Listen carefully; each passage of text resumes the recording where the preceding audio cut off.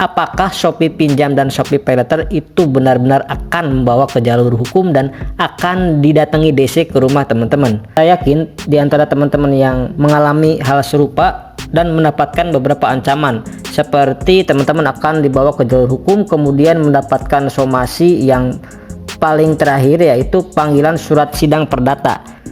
Jadi untuk jawaban sampai saat ini saya rasa itu tidak mungkin, dan saya rasa kemungkinannya sangat kecil sekali ya teman-teman kalau teman-teman masuk jalur sidang perdata. Jadi intinya teman-teman di sini saya ingin menyampaikan kepada teman-teman, yang pertama tetap tenang ya, itu ya kuncinya, tetap tenang.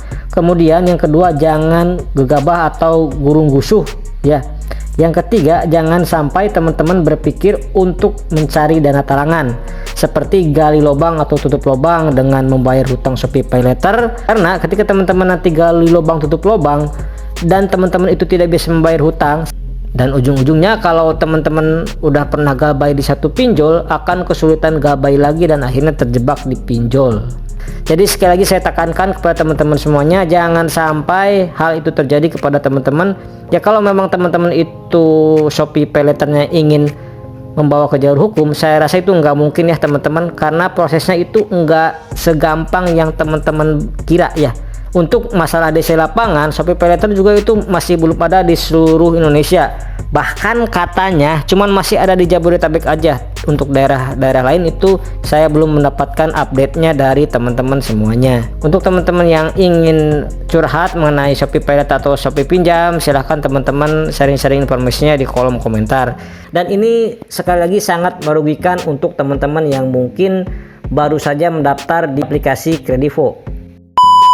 Assalamualaikum warahmatullahi wabarakatuh. Di video kali ini kita akan membahas beberapa kasus yang sedang terjadi saat ini, yaitu penipuan Kredivo, di mana ada yang mengaku CS Kredivo lalu menghubungi teman-teman dan meminta data-data pribadi, menjelaskan tentang ya apapun itulah tentang kelebihan Kredivo, kemudian terkesan karyawan Kredivo ataupun CS dari Kredivo.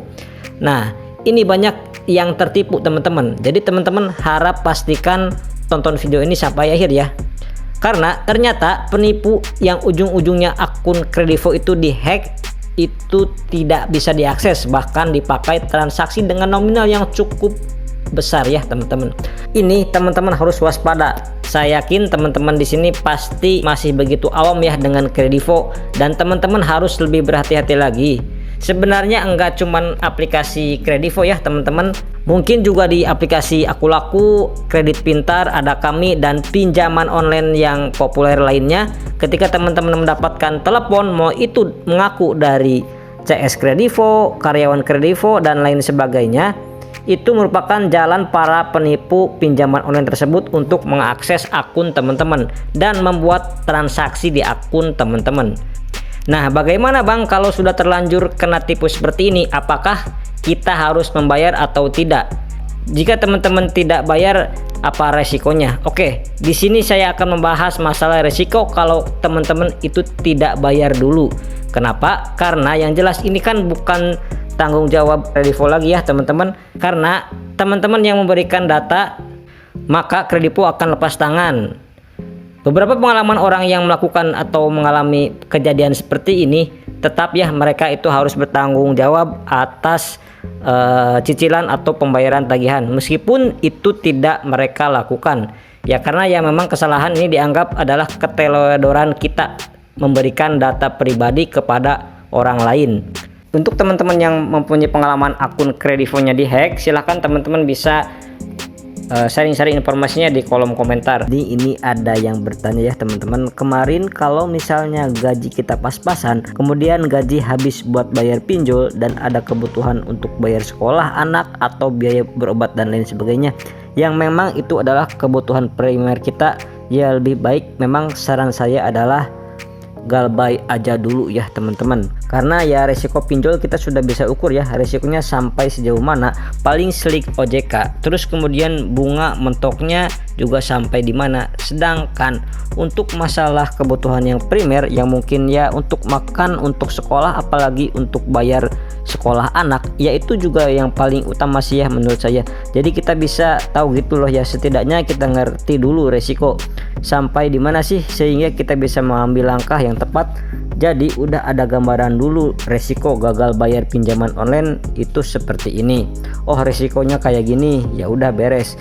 Nah sekarang kalau misalnya kita nggak bisa bayar sekolah anak, nggak bisa bayar berobat, resikonya akan semakin luas dan makin ribet teman-teman. Jadi ya mau dikata bagaimanapun, galbay pinjol memang tetap yang terbaik. Jika memang teman-teman ada kebutuhan seperti itu, ya tinggal kita aja nanti pelan-pelan mulai berusaha lebih keras, terus mulai ikhtiar dan juga mulai untuk rajin berdoa, rajin nyari kerja sampingan dan lain sebagainya.